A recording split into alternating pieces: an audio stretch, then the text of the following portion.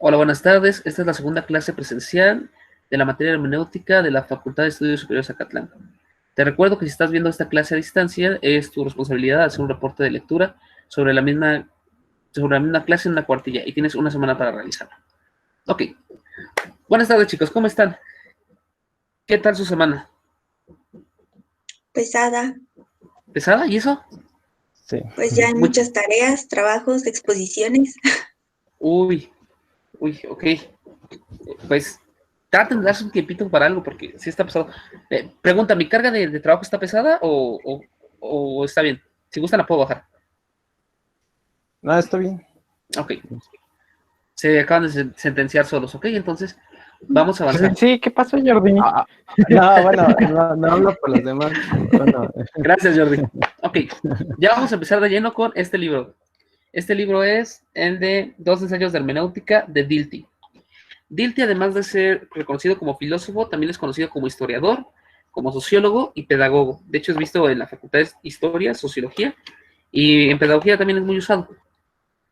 En las tareas que les dejé de la modalidad a distancia o asincrónica, había un cuestionario y unas preguntas que responder y lo vamos a llevar a cabo. Si todavía no lo hacen, no se preocupen. Recuerden que para las actividades asincrónicas tienen una semana para realizarlas. Entonces, si empezó el día martes, va a vencer el día, perdón, si fue el día miércoles, va a vencer el día martes, no es cierto, esperen, ya me hice bolas. Si fue el día lunes, el día domingo a las 11:59 se cierra la actividad. ¿Ok? Pero para aquellos que pudieron hacerlo, porque ya vi que 3 lo lograron mandar, vamos a iniciar. La primera parte del texto, antes de iniciar ya con su recapitulación histórica, ¿de qué trata? ¿De qué trata el texto de Dilthey?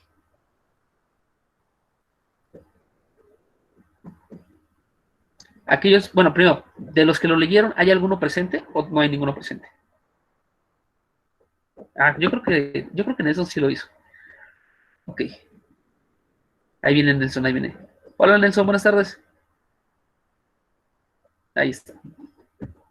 Buenas tardes, Nelson, ¿cómo estás? Buenas tardes, profesor. ¿Bien y usted? Muy bien. Estamos iniciando la clase y le estaba preguntando que si alguno había tenido la oportunidad de hacer la tarea. Ya ven que tienen como vencimiento hasta el domingo a las 11:59. Y nada, nos faltabas tú. ¿Tú pudiste o todavía no la terminas? No, de hecho le iba a decir que nos podría dar una prórroga, es que sí es muchísima. No te Entonces preocupes, mira. Es una semana, entonces empezó a correr el día lunes, tienes hasta el domingo a las 11:59. ¿Hasta este domingo? Ajá. Perfecto. Y de hecho, si quieren hacer trampa, que yo no lo sugiero, de preferencia sí lean todos los textos, pero hoy vamos a contestar el cuestionario, entonces la modalidad va a ser más o menos así. Las preguntas que les deje para la modalidad asincrónica las vamos a contestar dentro del salón para tener un poquito de guía. Hola Mauri, buenas tardes. Hola, buenas tardes, perdón, tenía dificultades con mi cámara. No te preocupes, Mauri. Excelente, bueno, si recuerdan las preguntas y no se las voy comentando. La primera pregunta es, ¿qué es comprender? ¿Ustedes qué me pueden decir? Según Dilthey, Oiga, profesor. Dime, Nelson.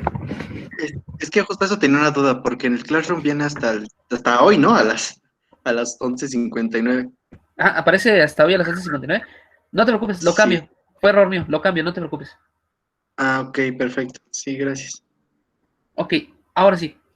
¿Qué es comprender para Dilthey?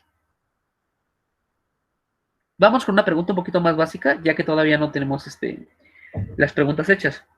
¿Qué diferencia existe entre las ciencias del espíritu y las ciencias naturales? ¿Su objeto de estudio? Muy bien, ¿su objeto de estudio en qué sentido, Robert? Menciona que las ciencias naturales, su objeto de estudio no es inmediato como las ciencias del espíritu, sino que tiene de intermediario la parte sensible. Excelente, Robert. De hecho, ese es un punto importantísimo y por la cual Dilthey va a considerar a las ciencias del espíritu como más esenciales, más básicas o más primordiales. El punto es el siguiente. Cuando ustedes tratan de captar algún objeto por medio de los sentidos, o sea, el mundo exterior, no sé. A ver, cuando tratan de captar un objeto, digamos, este libro de Jung, ¿qué es lo que pasa? Su conciencia, su mente y sus sentidos se van al exterior para tratar de captar esto. Podemos partirlo en dos momentos. Tenemos el momento en el cual yo veo el objeto y el momento en el cual yo lo pienso.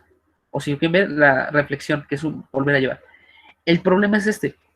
Cuando pensamos en la comprensión o tratamos de analizar al propio sujeto o al propio individuo, nos percatamos de que este hecho, miren, mi hija rayó el libro y no me había dado cuenta. Ok, de que este hecho o este punto se hace inmediatamente. Es decir, cuando yo pienso o yo analizo datos internos de mi propia conciencia, se dan al mismo tiempo que los voy pensando. Vamos, si ustedes se pellizcan la mano y sienten dolor, ese dolor lo están viviendo al mismo tiempo que lo van pensando. Entonces, no hay esta separación propiamente dicha en las ciencias del espíritu. Partimos de la vida o de la vivencia. Para mí eso es muy importante. Dice que las ciencias del espíritu parten de la vivencia o de la vida. A diferencia de los objetos que se captan después, bienvenidos a los que acaban de llegar. Las ciencias del espíritu van directamente a la vida. Ahora, ¿cuál es el problema? Que este pasar a la vida o este pasar al... Tengo algo que podría decir... Adelante, Carrillo.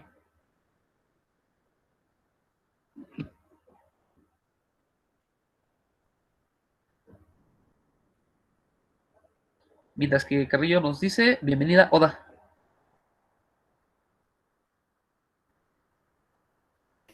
¿Me escuchó? Sí, perfecto. ¿Puedo intervenir un poco? Sí, adelante, su clase. Bueno, mire, por ahí dijeron que una de las diferencias de las ciencias del espíritu y las ciencias naturales era esta noción de objeto de estudio. Creo que hay que ser cuidadosos con esto. Me parece que para allá iba el profesor, la aclaración del profesor, porque cuando continuamos yendo a Dilthey nos damos cuenta que propiamente la hermenéutica de Dilthey no busca o no pone un objeto de estudio de la hermenéutica. Nos podemos ir con esta expresión de el objeto de estudio de la hermenéutica simplemente porque Dilthey pone mucho en la noción de objetividad de las ciencias del espíritu. Sin embargo, si nos ponemos quisquillosos con la noción, podemos separarla diciendo que las ciencias del espíritu buscan esta objetividad fundamentada en la comprensión, sin que esto implique que tienen un objeto, como si fuera una cosa a la cual nos estamos acercando. Aquí lo recordaba, siempre en referencia a esto me parece pertinente la intervención. Es el mismo problema que tiene Heidegger tanto en Ser y Tiempo como en Hermenéutica de la Facticidad. Termino rápido. Adelante. Se supone que el proyecto de Heidegger es develar el ser, o sea, ¿no? Pero a través de un lenguaje distinto, un enfoque distinto, porque, o sea, el lenguaje común lo cosifica, entificante, siempre está presente esta, no sé, esta visión o este prisma cientificista, etcétera, que lo pone como objeto. Entonces, lo que Heidegger dice, sí, el tema de mis elucubraciones de la hermenéutica es su objeto temático, ¿no? Nada más como objeto, como la cosa de la que estamos hablando, sin que yo me comprometa con una, digamos, casi positivista de lo que es la cosa, de lo que es el objeto. Nada, básicamente así en resumen, que es válido mencionar que una diferencia entre las ciencias del espíritu y las ciencias naturales es su objeto de estudio, pero solamente podemos decir esta distinción de manera no muy seria. Por ponemos serios, nos damos cuenta que por ahí empieza a haber el problema de sí, pero la diferencia radical también es que las ciencias naturales sí tienen un objeto como objectum, digamos como Gegenstand, y enfrente que se me para, y la hermenéutica, la comprensión no lo tiene. Es objetivo, pero no tiene. Eso era lo que quería mencionar. Muchísimas gracias, Carrillo. Muy pertinente. De hecho, sobre este mismo punto, en otro ensayo, Dilthey va a aclarar y va a decir que las ciencias duras, o la física, la química y demás, en el fondo también son comprensión y también pertenecen a este proceso hermenéutico. ¿Por qué?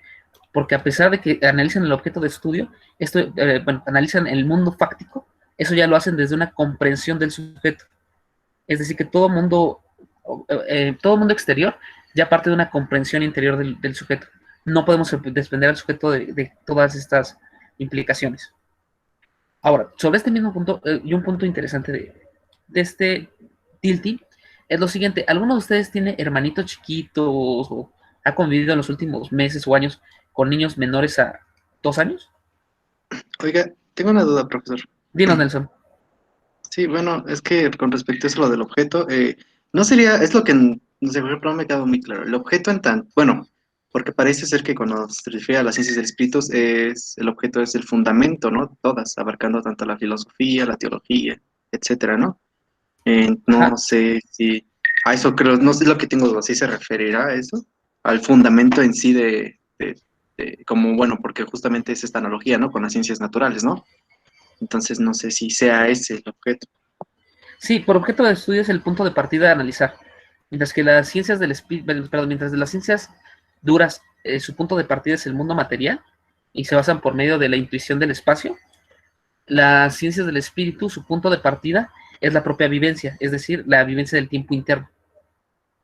¿Más o menos? Ok, bueno, Ajá, dinos, bueno, dinos. sí, pero me refiero a que lo que, bueno, sí, sí, el objeto de estudio es eso, pero el que me refiero a lo que se busca es la fundamentación, ¿no? Ah, ya, Justo. sí. Sí, sí, lo que estamos buscando es la fundamentación. Ok, entonces bueno, el objeto en el otro sentido sería encontrar la fundamentación a partir de la vivencia, ¿no? De la misma existencia. Algo así, más o menos. Ok, ujú. Ok. ¿Algunos de ustedes tienen hermanitos de 2 años o para abajo, o primos o sobrinos o demás? ¿No? No se preocupen. Si no, en algún momento los van a poder tener. De hecho, este Wittgenstein decía que el trato con niños le ayudaba mucho a entender el lenguaje. También Rousseau. Vamos a utilizarlo. Un niño de 1 año puede estar llorando, y esta es una historia real. Un niño de 1 año puede estar llorando porque no se puede dormir. Y como no se puede dormir, llora. Y como llora, no se puede dormir. Es extraño. Digamos, el niño tiene sueño y como tiene sueño, llora. Y como llora, no se puede dormir. Entonces entra en un círculo vicioso. ¿Cuál es el problema? Que aunque el niño está teniendo una vivencia de la realidad o una vivencia suya, no la puede interpretar. Necesita el lenguaje o necesita la palabra para poderlo llevar a cabo. Entonces, Dilty va a decir que eso más o menos nos pasa a nosotros. Es decir, miren, tengo 5 mensajes y yo ignorándolos todos. Perdón. Ah, perdón, Nelson, tú utilizas mucho el chat. Ya le voy a poner más atención. Ya lo dejé abierto. Este, Sí, perdón, ya está abierto, ya lo vamos a consultar.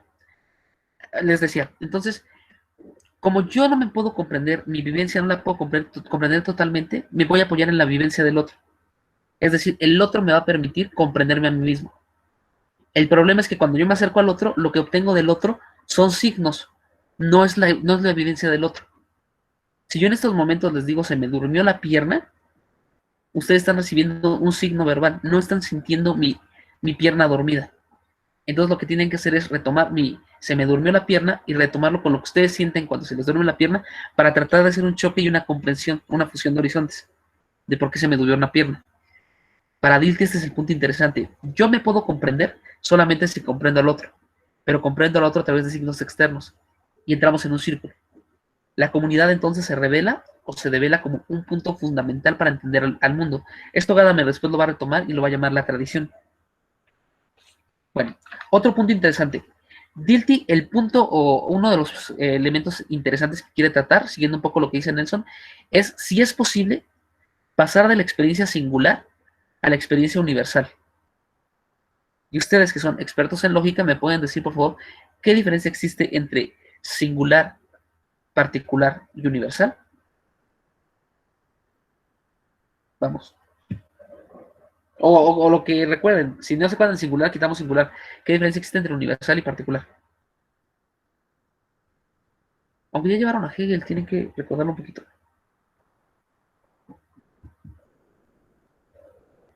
¿No? Ok. ¿Quién les dio lógica?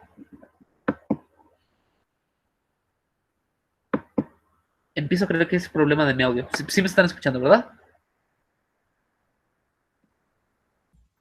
Sí, sí lo Sí me están escuchamos. escuchando.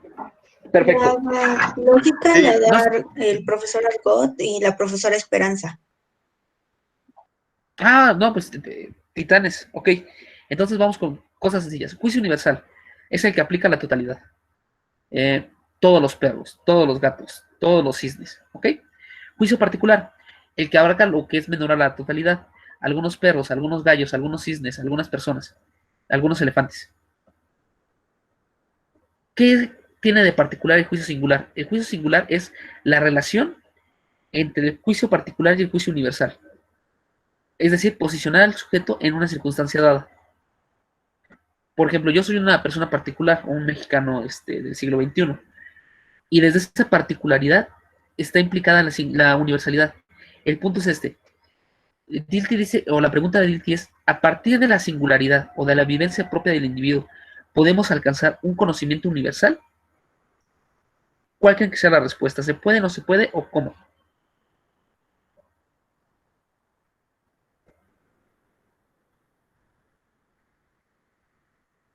Piensen. El sujeto singular, o cada uno de ustedes, para hacerlo más sencillo, ¿puede llegar a un conocimiento universal de las cosas del espíritu o no puede? Pues Pues depende no, un poco de... Abril, adelante. no, solamente iba a decir que no soy muy buena en lógica, pero recuerdo que de un particular no puedes hacer un universal, así que yo diría que no se puede. Excelente, excelente. Muy buen análisis. De hecho, el cuadro de posición de los juicios no lo permite. Brenda, ¿tú qué ibas a decir? Sí, iba a decir eso y que también depende de la perspectiva, ¿no? Lógica, como bien dijo Abril, no se puede, pero desde otras perspectivas como la hegeliana, o la kantiana, donde se supone que los universales existen y nosotros podemos acceder a ellos, sí se podría. Más o menos por esa segunda opción que dice Brenda va el asunto. ¿Por qué? Porque no hablamos de un juicio particular, hablamos de un juicio singular. Es decir, que dentro de nuestra propia comprensión ya está implicada una comprensión del todo. Y esa comprensión es vital, es decir, cada momento se va cerrando. Es extraño, es el círculo. Déjenme buscar un círculo. Aquí dice muchos círculos para ilustrarlo, pero no. Ahí hay un círculo. ¿Dónde está? Ahí está. Ese es más o menos el símbolo o la estructura de la comprensión. Es decir, en cada momento de su vida, ustedes están haciendo un círculo de comprensión propia. Por ejemplo, en este momento que estamos tomando la clase, está implicada toda su vivencia que han llevado hasta el momento para explicar la clase. Y después, mañana lo van a explicar de otra manera, como lo van haciendo. O sea, es un círculo que se va comiendo a sí mismo, un tipo oroboro. Pero ya me estoy alejando un poco del cuestionario. Vamos con la segunda pregunta. ¿Qué diferencia existe entre las ciencias? Ok, es allá. Explica el proceso de comprensión del otro. Creo que también ya la pasamos. Ok. ¿Qué es un grado de comprensión? Dilthey va a decir que si... te escucho, Abril, te escucho. No, no iba a decir nada. Ok, no te preocupes. ¿Qué es un grado de comprensión? Dilthey va a decir que, dado que nosotros interpretamos el mundo en cada momento de nuestra existencia, lo podemos interpretar de diferentes maneras.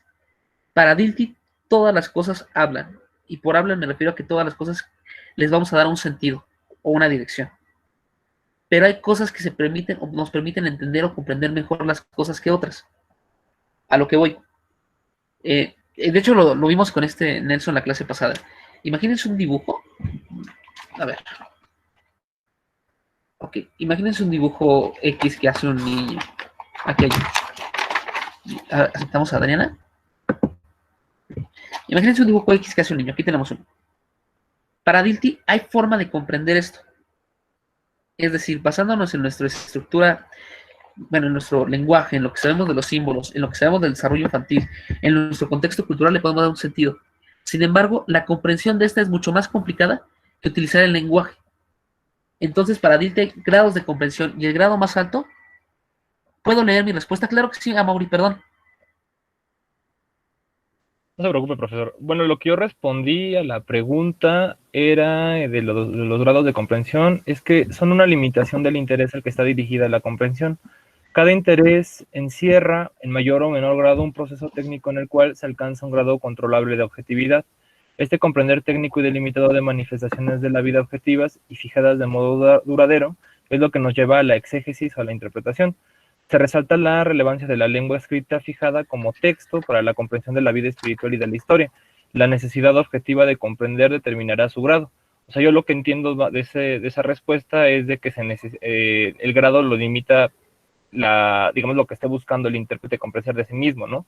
A partir de las manifestaciones de vida ya fijadas en las manifestaciones de otros, ¿no? Perfecto, muy bien, Amaury. Sí, de hecho, esto de los grados de comprensión, eso se me había pasado, muchas gracias, Amaury. Los grados de comprensión también van en función pragmáticamente de lo que busca el sujeto. Por ejemplo, va a sonar muy triste, pero si yo voy con la cajera en la bodega Aurrera o en Walmart o en cualquier lado y le digo, ¿me puedes dar 5 pesos? No, eso es en la tienda. Voy a la tienda y le digo, ¿me puedes dar 5 pesos de azúcar? Es bien poquito. Bueno, ¿me puedes dar 5 pesos de azúcar? La señora se molesta y me da el azúcar. El grado de comprensión necesario para eso es poco, porque en realidad no me interesa comprender a la otra persona, solamente la estoy viendo como un medio para obtener azúcar. Pero, por ejemplo, comprender a mis hijos, o comprender a mi pareja, o comprender a Hegel, tiene un grado de comprensión mayor. Y la comprensión se va a dar por medio de signos y símbolos. Y el mayor símbolo, como bien señala Maury, es el texto o la escritura. ¿Por qué? Porque según Dilthey, no otros autores, según Dilthey, la escritura va a reflejar con más claridad o con menos inexactitud los elementos a analizar o estudiar. A lo que voy, de hecho, una de las últimas preguntas, de hecho, creo que es la que sigue, déjenme ver. No, todavía no. Pues sí, vamos bien. El mejor medio para la comprensión y la interpretación es la escritura y los textos escritos. ¿Por qué? Les pedí que analizaran el Guernica. ¿Quién pintó el Guernica? Picasso. Picasso, muy bien. El Guernica de Picasso, vamos a ponerlo para que tengamos un poquito de contexto. El Guernica de Picasso. ¿Hay alguno de aquí que le guste el arte y que nos pueda decir cuál es el estilo que utilizó? Es cubismo, ¿no? No es cierto. Creo que sí es cubismo. No, sí. Sí, ok. Miren, les voy a compartir el Guernica. Y vamos a tratarlo desde ahí.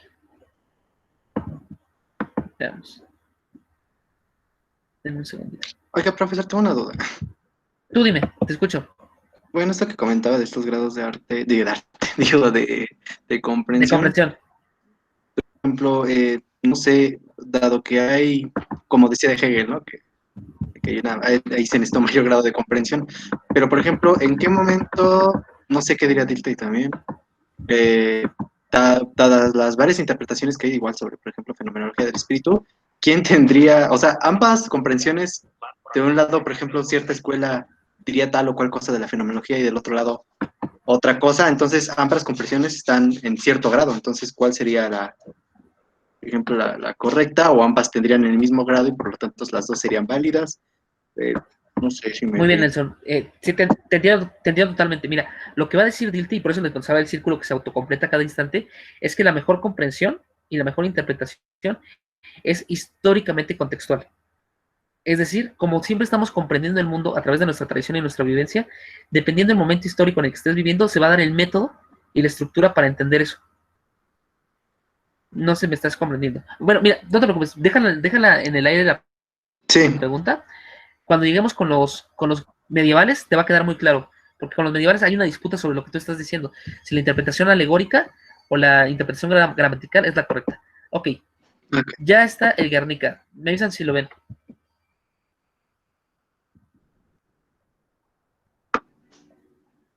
Sí.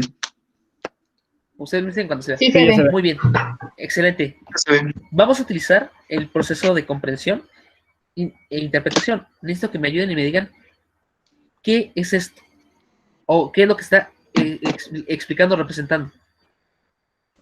Pues un conflicto, ¿no? Muy bien. ¿Por qué un conflicto? Bueno, es que yo tengo entendido que es un conflicto un conflicto español, ¿no? No me acuerdo Sí. que... Fue Sí, un sí, es un bombardeo. conflicto español. Ajá, fue un bombardeo, sigue. Sí, fue un bombardeo de parte del bloque franquista contra contra la Segunda República, ¿no? Porque Guernica, si no mal recuerdo, era un depósito de armas para ese bando. Lanzaron el bombardeo por medio de la ayuda internacional de Alemania. Entonces bombardearon el pueblo. Ahí, ajá. Perfecto, muchas gracias. Ahora la pregunta es, esto que me están diciendo del bombardeo, bueno, ya tenemos el bombardeo, ya tenemos el franquismo, ya tenemos un contexto histórico y demás. Si viéramos solamente la pintura, sin nada de historia, ¿podríamos llegar a esa comprensión o no? No, creo que no. No, podríamos llegar a comprensiones sobre los sentimientos de la guerra, sobre el dolor, mira que hay una mujer llorando, una persona gritando de pánico, el caballo desesperado. Podríamos llegar a muchas de esas comprensiones, pero como tal, lo que quería plasmar el momento exacto de la guerra, necesitamos un contexto mucho más amplio. Y lo que va a decir Dilthey es que eso nos lo permite el lenguaje. El lenguaje es el mejor lenguaje escrito y los textos. Al fin y al cabo, historiador. Va a decir que los textos son la mejor. Ok, va a decir que los. Pregunta, ¿nada más está viendo mi ojo en la pantalla? ¿O sí está viendo mi rostro entero? Sí se ve todo. No, Su rostro Ok, entero. perdón. Gracias, perdón, es que yo no veo un ojo. Ok. Va a decir Dilthey que el lenguaje es el mejor medio y el texto es el mejor medio para la comprensión. ¿Por qué? Porque se presta menos inequívocos. Es menos probable que yo tenga un equívoco del lenguaje si pongo el día de hoy está soleado, así trato de pintar algo que me ejemplifique que está soleado, o una danza que ejemplifique que está soleado. Eso lo está haciendo desde una hermenéutica muy particular que es la de Dilthey. Recuerden que él es historiador, entonces los documentos escritos los va a valorar muchísimo. Ok, ahora vamos a empezar. Perdón, yo de clase en prepa y algo que siempre me andan fregando los de prepa es como que les dé títulos y demás. Entonces, nada más les menciono, no tienen que poner título ni mucho menos. De hecho, a mí no me gustan. Pero el primer punto que vamos a tomar, después de que nos da esta explicación somera de qué es el método para Dilthey, va a pasar a explicarnos cómo llegó a este nivel de desarrollo el método de la hermenéutica. Y para eso va a ser una reconstrucción histórica de la hermenéutica desde el mundo griego hasta el mundo, hasta el mundo que él le tocó vivir, hasta su maestro. Pero bueno, antes de cerrar este capítulo, Carrillo, ¿algo quieras añadir, aportar? no creo que. ¿Quién fue Nelson? Creo que el que dijo. Y entendemos esto de objeto o sea, del método de comprensión como objeto de objetivo. Me parece que sí se elimina el problema que, que surge si tomamos objeto como, digamos, objeto de estudio. Sí, me parece pertinente que si hacemos esa distinción, pues ya se elimina ese problema. Ok. Creo Sí. que quisiera hacer algo nada más como para poner en contexto. No sé si hayan revisado a Dilthey en otro lado. A mí me parece interesante si nos damos un minuto para revisar unas notas, más o menos el contexto en el que está, ¿no? Es importante, considerando que Dilthey es historicista o acuñado como historicista en la tradición de la historia de la filosofía, marcarlo en su historia, ¿no? Él es tradición neocantista.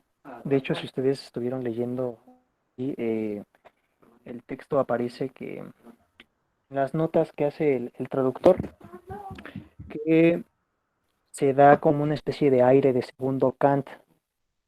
Había comentado usted, Kant tiene estas tres críticas, pero le falta eso de crítica de la histórica, y en eso voy a trabajar yo, dice Dilthey. Bueno, él nace en 1833, muere en 1811, fue alumno de Kuno Fischer. Kuno Fischer estuvo también encuadrado en la tradición, de hecho, me parece que se conoce mucho a Kuno Fischer por un texto sobre el pensamiento y vida de Spinoza. Dilthey trabajó en la Universidad de Marburgo y pues está encuadrado en esta tradición del historicismo, ¿no? El historicismo básicamente tiene como concepto esta noción hegeliana de Volksgeist, ¿no? Del espíritu del pueblo.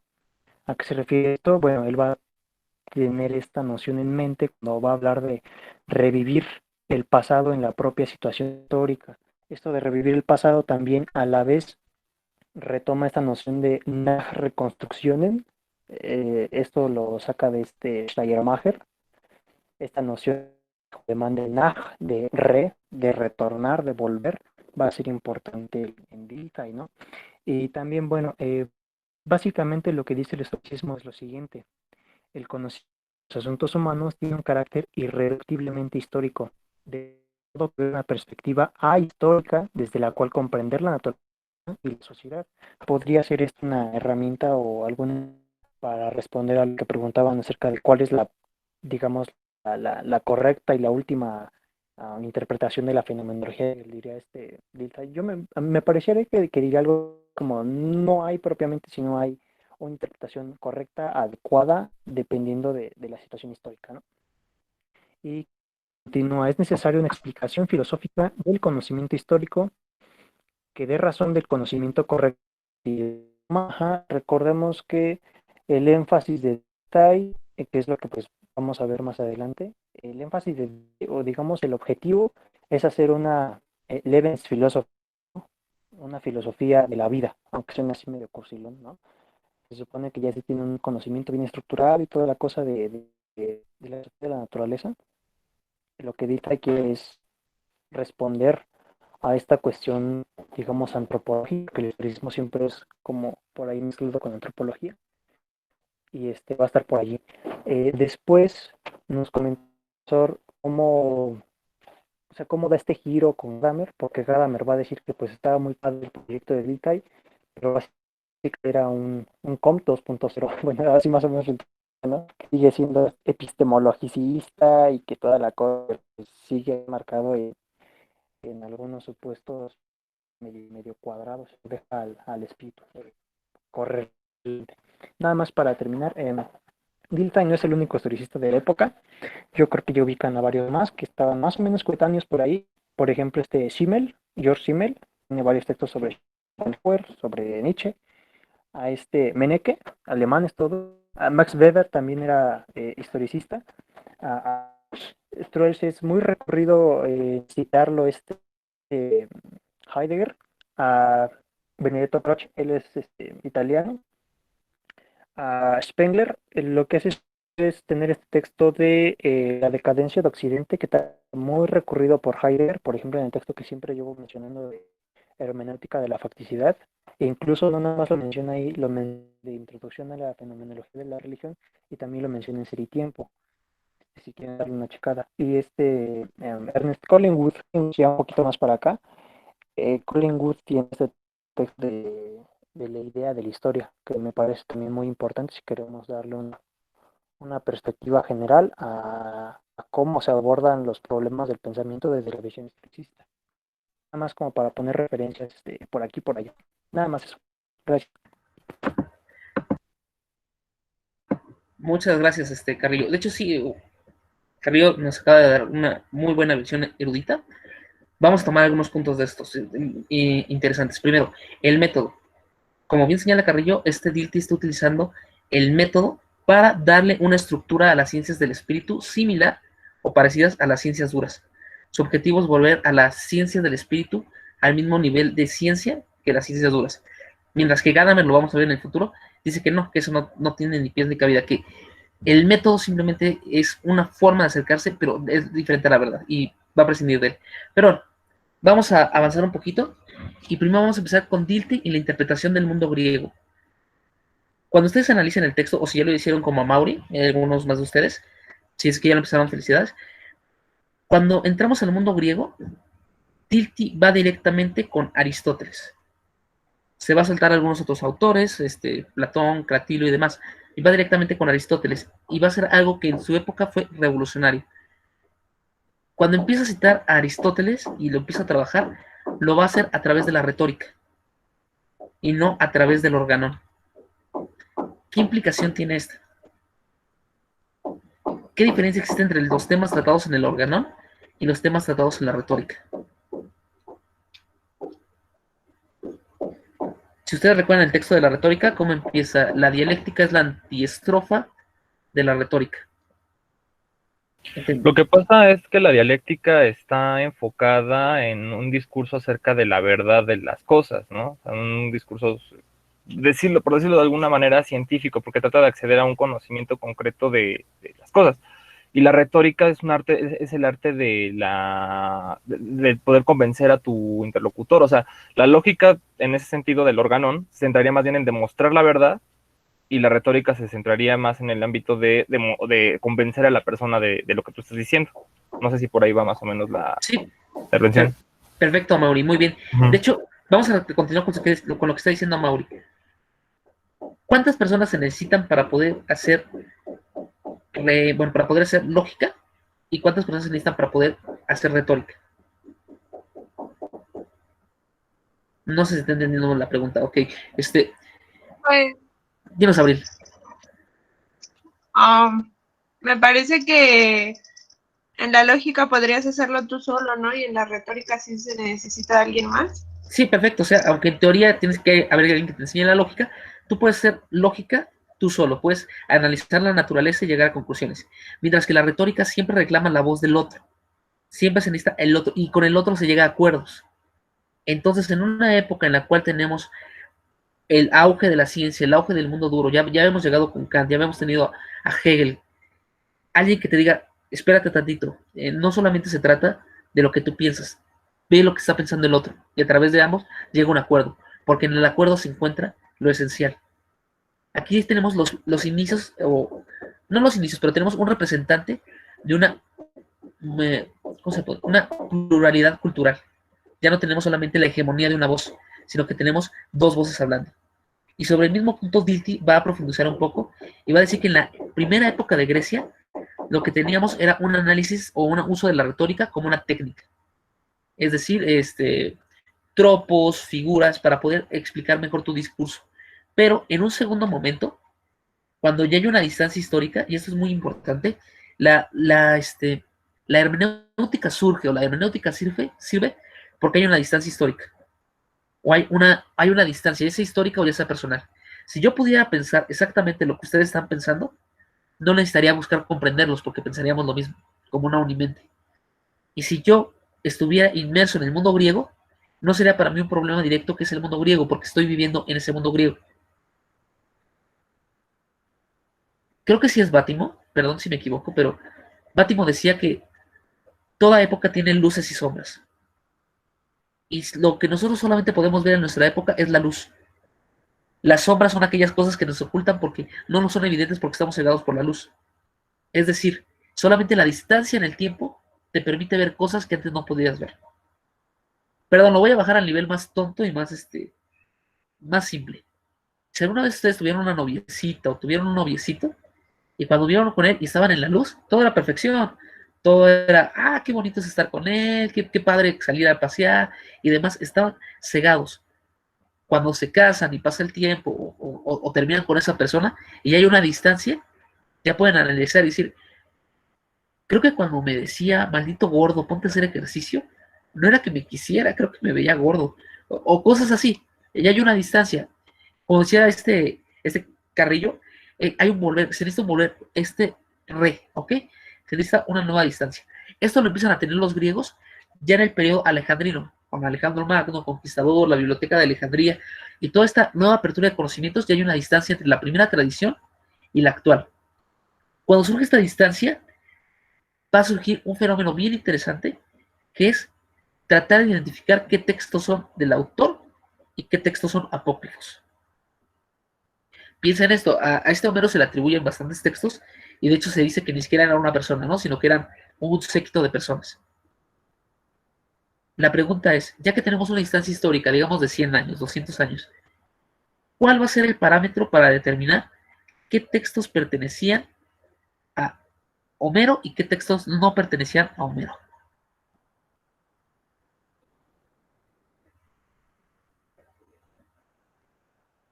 ¿Cuáles son los elementos para poderlo hacer? ¿Y quién los determina?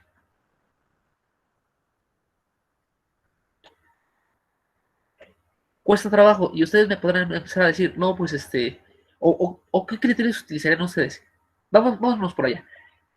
Les traen a ustedes 30 textos de Homero. Entre ellos está la Ilíada, la Odisea, las posthoméricas y hay otros. Y les dicen, necesito que nos determines cuáles de estos textos son de Homero y cuáles no. ¿Cuál sería su método?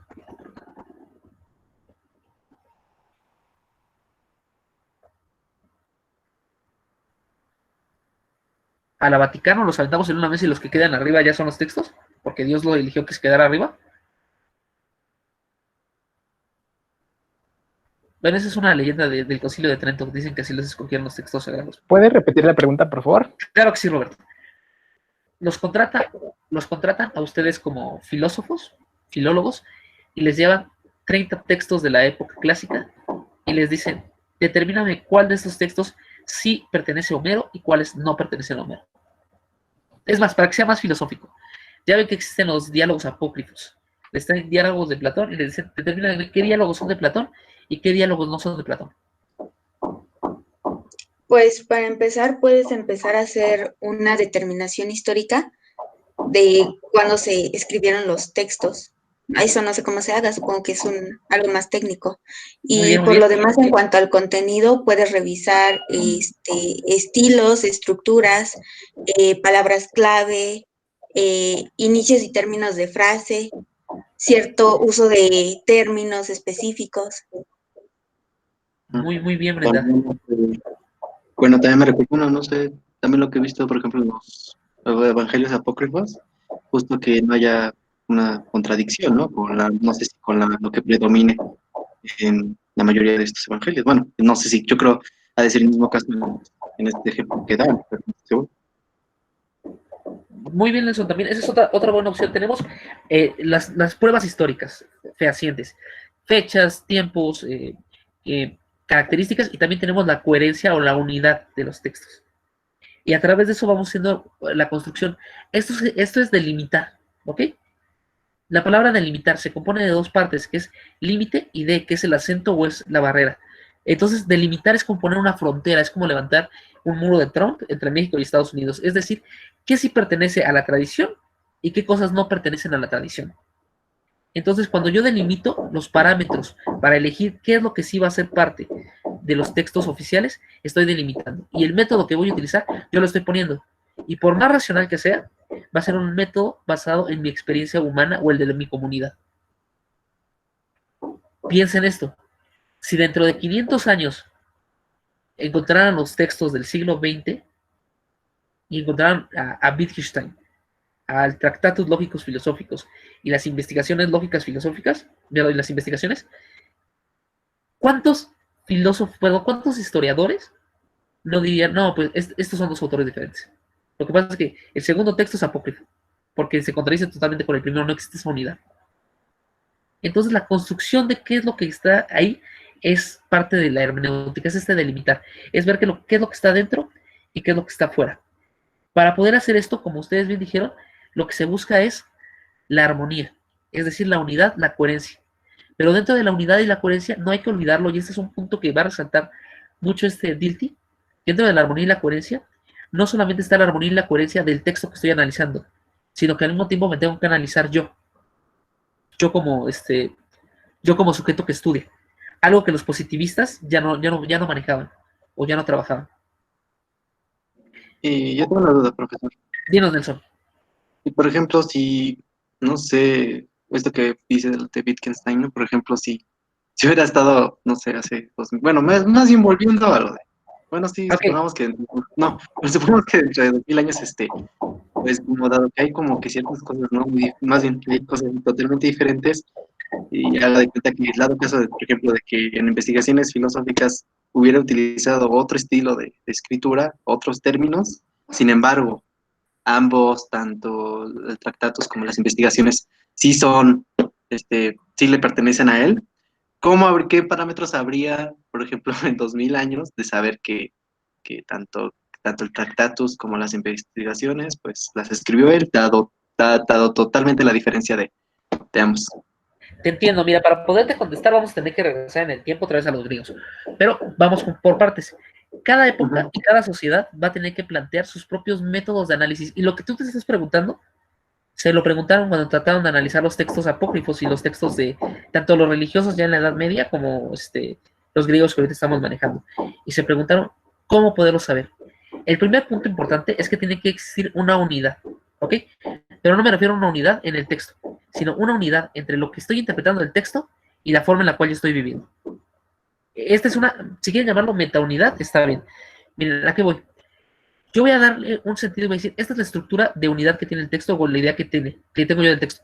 Pero eso tiene que cuadrar con lo que yo estoy pensando de unidad para que funcione. En cierta parte es como ser juez y parte. Ahora, ¿qué es lo que hicieron en la época clásica? En la época clásica vamos a empezar en la época griega vamos a empezar con Homero. ¿Cuál es el principal texto de Homero? Bueno, no, díganme un texto de Homero. Ilíada y Odisea. Ilíada y Odisea, muy bien. En la Ilíada y la Odisea de repente nos encontramos que fuera de Ítaca y fuera de Troya empiezan a surgir los monstruos, empiezan a surgir los seres de dos cabezas, los seres con alas, las arpías y demás. Vamos a tratar de darle una interpretación histórica, o es más, léanse las Metamorfosis de Ovidio, o léanse los Trabajos y los Días, o la Teogonía, cualquiera de estos textos mitológicos. Ya cuando hay una distancia temporal, lo que se van a preguntar los griegos es, ¿este texto por qué fue escrito así? O sea, ¿históricamente pasó esto o hay que interpretarlo de otra manera? Y dependiendo de la interpretación que vayan a dar, va a ser totalmente diferente. A lo que voy. Si nos vamos por el método histórico, tendríamos que ver, no, pues, Homero le tocó vivir 200 años después de la batalla de Troya. En la batalla de Troya se libró esto. Entonces lo que hicieron fue recolectar los datos históricos, se fue construyendo y por eso tenemos tantos errores, tantas cosas raras y las personas pensaban que había monstruos por todas partes, pero en realidad no las hay. ¿Por qué? Porque cuando hacemos el método histórico desde esta perspectiva, que ellos lo hicieron, es tratar de dar un sentido racional. Aquí lo que se trata es de racionalizar. Es decir, ¿cómo diablos voy a creer yo que hace... ¿Cómo diría el señor de la tienda? ¿Cómo van a ser los mismos, no? Entonces, ¿cómo voy a saber yo que hace 200, 300 años había la Tierra rodeada de monstruos y ahorita no hay nada? Lo que van a decir históricamente es hay que racionalizarlo. Entonces no es que haya habido monstruos, sino que hay que entenderlo, hay que pensarlo desde nuestro contexto presente. La otra escuela es la escuela alegórica. La idea alegórica, alegórico sí sabe lo que significa, ¿no? Es decir algo más de lo que está escrito. Al de alteridad y decir algo más de lo que está escrito. Entonces, en la época griega va a surgir este problema. ¿Cómo interpretar los textos? Ya fuera de la unidad. ¿Cómo voy a interpretar los textos? ¿De una forma histórica o de una forma alegórica? ¿Y qué consecuencias tiene cada uno de ellos? Y van a estar en disputa. De hecho, también hay que hacer una metalectura. Toda esta historia de la hermenéutica que nos está diciendo Dilthey es una estructura para explicar qué es la hermenéutica en la actualidad. Y dentro de esto va a sacar un montón, va a quitar un montón de cosas, las va a quitar para que todo cuadre, para que todo quede bonito. Pero bueno, ¿qué diferencia existe entre interpretar históricamente y alegóricamente? Interpretar históricamente es nada más ir a los hechos.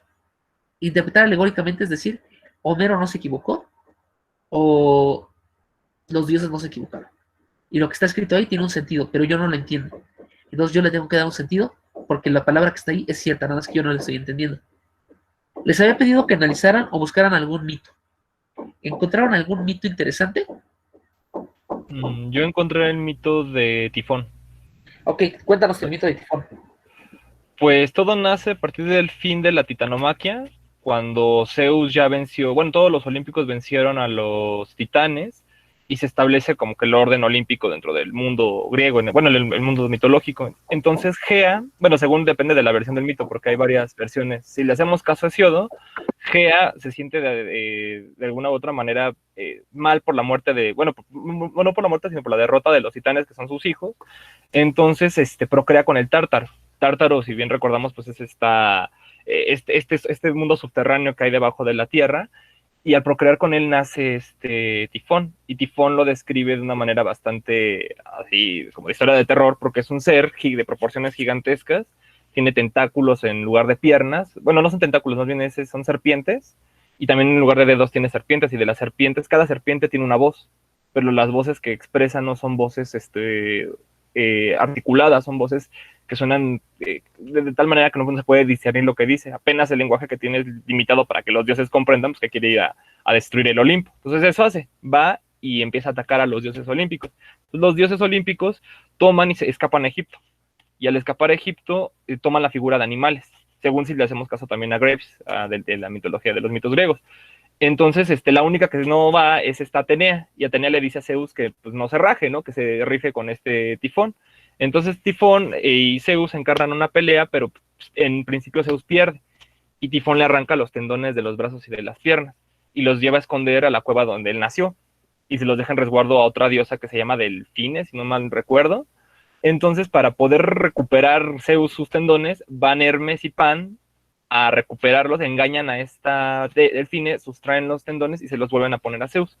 cuando Zeus ya tiene sus tendones y recupera la movilidad, es cuando derrota finalmente a Tifón, bueno, según la tradición, lo entierra en Sicilia, y arriba de él se coloca el monte Etna. Bueno, se termina formando el monte Etna y queda como latente la fuerza de Tifón. Más o menos esa es la cuestión del mito, y es donde se termina de consolidar el poder del imperio, bueno, el poder del Olimpo. Excelente, Mauri, muy buena historia. ¿Qué interpretación histórica le podemos dar a eso? Pues históricamente creo que hay varias, bueno, estuve checando como que varias, y es de que bueno, se supone que ese mito tiene como varias raíces indoeuropeas. O sea, hay varias otras culturas aledañas a los griegos que también tienen mitos similares en ese aspecto. Y lo que atribuyen los historiadores es de que algún cataclismo natural fue el que causó que los griegos representaran en la figura de Tifón las fuerzas destructivas de la naturaleza, o sea, los huracanes, los terremotos, los volcanes, que eso sí se puede ver muy literal dentro del texto. Pero bueno, eso es lo que dicen los historiadores. Muy bien, Mauri. Más o menos así es. Pero antes de eso, ¿qué pasó, Nelson? Te veo como contrariado. El micrófono no está... Ah, no, no, estoy escuchándolo. Ok, muy bien, Nelson, muy bien. Muy bien, esa es la versión histórica. Es decir, tenemos todo un mito, toda una estructura mitológica, y lo que va a buscar la visión histórica es quitar la paja, como lo podemos llamar, y ver cuáles son los datos duros. De hecho, ustedes pueden ver hasta programas de televisión que lo hacen con la Biblia, ¿no? Y dicen, no es que Moisés haya vuelto el mar sangre, sino que la tierra rojiza de las orillas, en ese periodo, hubo un tornado y lanzó las ranas volando, y X, siempre lo explican. Entonces la visión histórica trata de hacer eso, y eso ocurre en Grecia. La otra visión es la visión alegórica. La escuela alegórica se desarrolla en Pérgamo. ¿Por qué les suena familiar la palabra Pérgamo? ¿No? Piensen. Aparte de Pénjamo, ¿a qué otra palabra se parece a Pérgamo? ¿Pergam? Pergam, Pergamino. Pergamino, gracias. Pergamino. Porque hay una historia, no me quiero equivocar, pero el caso es de que el papiro, que eran, ya ven cuando escribían los textos, se los prohibieron, o algo así, no me acuerdo si prohibieron los papiros o los pérgamos. El caso es que Pérgamo sí es famoso porque ahí hacían los pergaminos. Y ahí también se fundó o se fortaleció la escuela alegórica. Y la frase que distingue a la escuela alegórica, según Dilthey, de esta época, es hacer, la tengo apuntada, es plasmar en lo burdo lo profundo. Y es como la visión general metodológica de la escuela de Pérgamo. Es plasmar en lo burdo lo profundo. Es decir, no nos va a interesar la visión histórica, porque la visión histórica ahí la tenemos. Lo que nos va a interesar es, a través de esa visión histórica o a través de esos mitos, qué es lo que se devela o qué es lo que se revela como trascendente o importante. Por ejemplo, Superman. Sí conocen a Superman, ¿no? Sí. ¿Cómo lo llaman actualmente? Howlander, pero vamos a quedarnos con Superman ahorita. Bien, ¿por qué surgió Superman? ¿O cuáles fueron las circunstancias históricas que hicieron que llegara Superman al mundo? Perdón, sale al lado del freak, pero uno es lo que es. Ok. Entonces, ¿cómo surgió Superman? ¿En qué época surgió? ¿Contra quién peleó?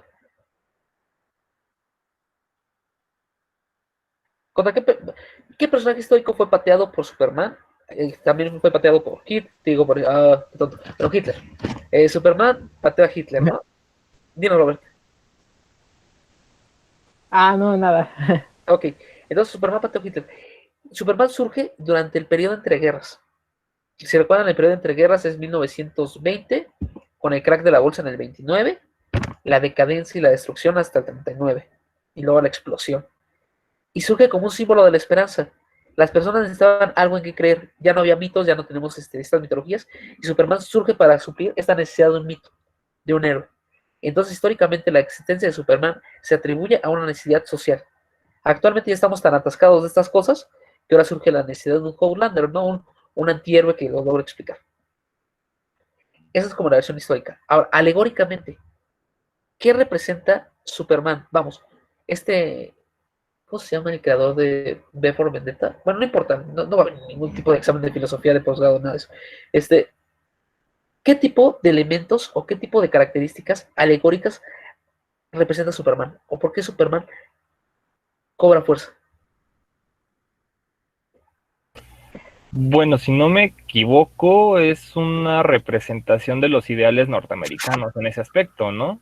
O bueno, para no ponerlo, no encasillarlo tanto, o sea, de los ideales a conquistar para el hombre en términos físicos, pero también en términos espirituales, ¿no?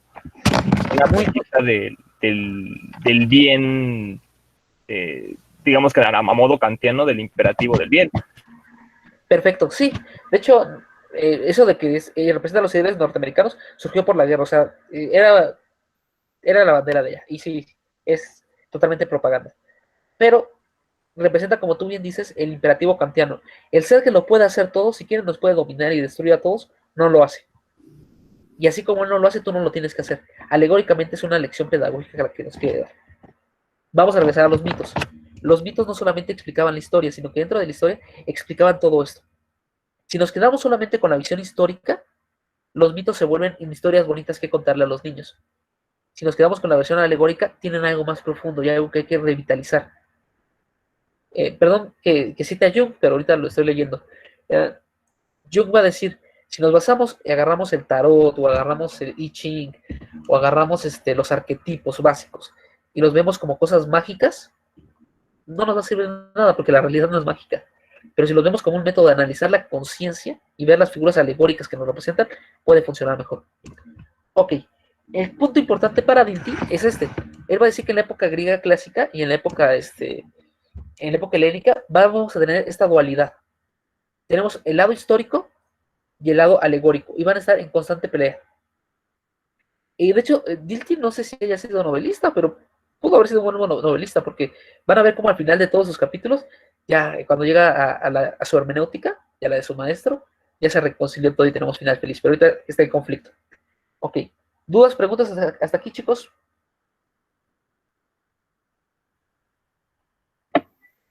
No, todo No, bien. ninguna. Todo bien, todo bien. Muy bien, entonces vamos a hacer un salto temporal y nos vamos al capítulo número 2. El capítulo número 2 es la Edad Media y un poco del mundo romano. Entonces, denme un segundo. Aquí les puse unas preguntas. ¿Por qué les puse estas preguntas? Ok, sí, perdón. La pregunta metodológica que se hace en el mundo griego es, sí, si voy a interpretar históricamente, ¿cómo voy a interpretar históricamente? Y si voy a interpretar alegóricamente, es cómo voy a interpretar alegóricamente. Es decir, desde la visión histórica, desde la visión alegórica, es el presupuesto desde el cual surge la metodología. Es decir, primero tengo la visión de cómo voy a interpretar y después surge el método. Pero en ambos casos es señalar qué es lo adecuado, lo correcto y lo que está bien. Es como decía Nietzsche, no sé si se recuerdan la historia de la vaca y la cerca, de Nietzsche. Él con eso se burlaba de la ciencia. Nietzsche decía, la ciencia es como un señor que agarra una vaca y la avienta tras una zanja. Y después corre detrás de la zanja y dice, allá hay una vaca. Es decir, tú mismo, al momento de hablar o al momento de explicar, pones de antemano lo que estás buscando, lo que estás anteponiendo. Si tú vas a decir como presupuesto epistémico o paradigma, si lo vemos desde el lado analítico, o bueno, desde el lado de la ciencia, si tú vas a poner de antemano el presupuesto de qué es lo correcto, tu método va a confirmar lo que estás haciendo, solamente es una forma de reiterar. ¿Ok? Se cierra un poco la comprensión. Ok, ahora.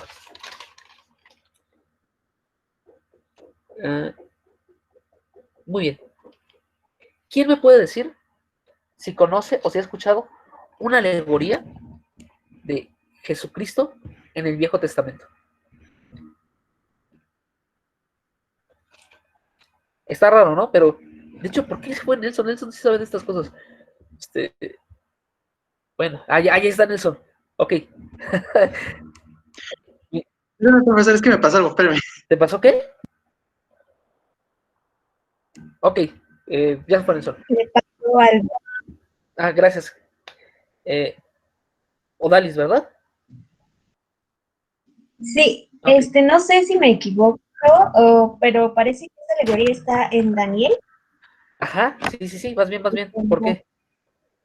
Sí, bueno, es que más o menos recuerdo que fue como una profecía de su nacimiento, ¿no? Sí, sí, muy bien. Sí, en Daniel lo tenemos, es una profecía de su nacimiento, está perfecto. También en Moisés tenemos otra alegoría, en José el Soñador tenemos otra alegoría sobre Jesucristo. Y aquí viene una cosa que va a ser importante. ¿Por qué creen ustedes que el hombre católico medieval trataba de encontrarle simbolismos al Viejo Testamento de Jesucristo?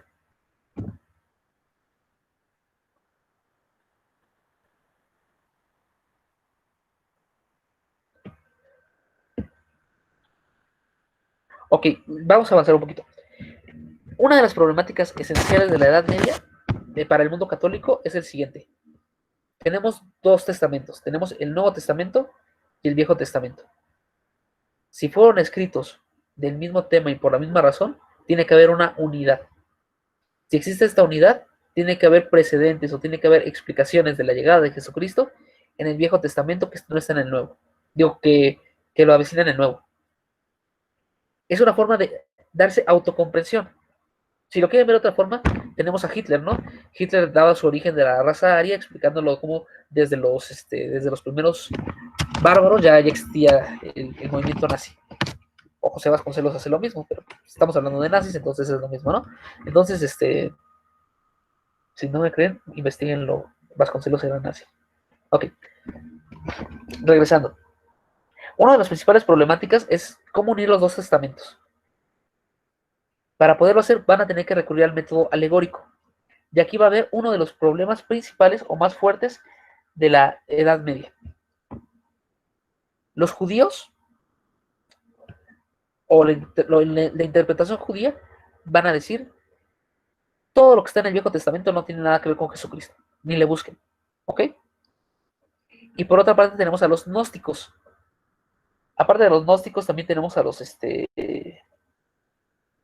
bueno, tenemos bastantes otras subtribus o sectas católicas, los cuales se van al otro lado y dicen, todo tiene una interpretación muy diferente. Por ejemplo, ¿cuántos dioses existen para los gnósticos? ¿Cuántos dioses existieron antes del Dios verdadero? ¿No? Esa es una historia bien padre. Existieron 365 dioses antes del Dios verdadero. ¿Cómo lo explicaban? Ellos decían que el primer Dios, el Dios perfecto, hizo un Dios imperfecto, un Dios más imperfecto para manifestarse. Y ese Dios imperfecto creó otro Dios imperfecto y otro así, 365 veces. Y en la vez 365, el último Dios imperfecto creó el mundo. Y que los religiosos, cuando tratan de analizar a Dios, analizan al Dios 365, sin saber que están 365 veces en potencia alejados del verdadero Dios. El problema del católico es este. Tiene que decirle al judío, mira, hay que interpretar alegóricamente para que entiendas por qué Jesucristo sí está en el Viejo Testamento. Pero al mismo tiempo le tiene que decir al gnóstico, mira, no nos podemos ir por la interpretación alegórica, porque entonces va a ser muy lejos. Tenemos que irnos por el lado histórico. Entonces el problema de la hermenéutica medieval es que va a tener este doble choque. Por un lado, tiene que justificarse ante los judíos y decir que el método alegórico es válido, y al mismo tiempo tiene que justificarse con los maniqueos, con los gnósticos, de que la interpretación no es tan libre. Y entonces va a buscar una mediación o una regulación. Esto más o menos lo que estaba planteando Nelson es, ¿cuál es el parámetro para saber cuáles textos son correctos o no? Es contextualmente válido y históricamente determinado. En el caso del catolicismo de la Edad Media, ellos se preguntan, ¿cómo vamos a hacer una interpretación correcta?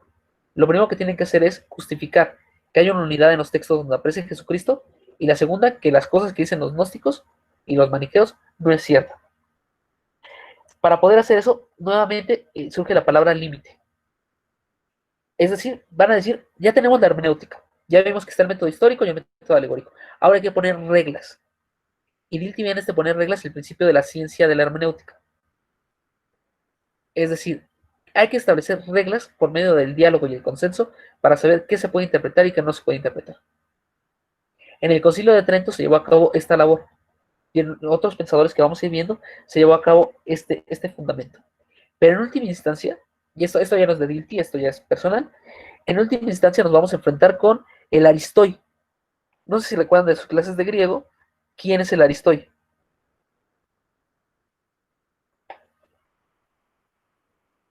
¿No? De ahí viene la palabra aristocracia.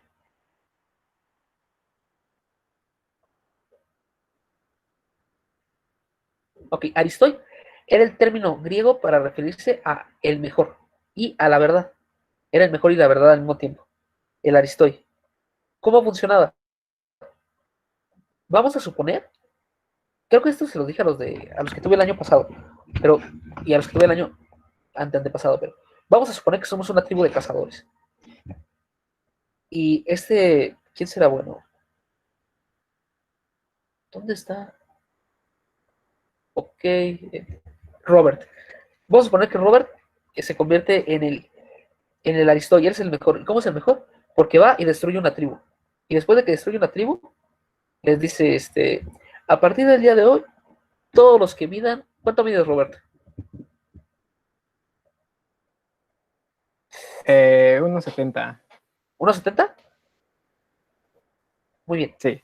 Va a llegar Robert y va a decir, ya les gané, ya los vencí, ya los destruí. A partir del día de hoy, todos los que midan más de 1.70 son personas feas. Y la gente le va a decir que fue conquistada. Oye, ¿cómo por qué? Y él va a decir, porque yo soy el Aristoi, porque yo soy el mejor. Y como yo soy el mejor, yo determino qué es lo que está bien y qué es lo que está mal.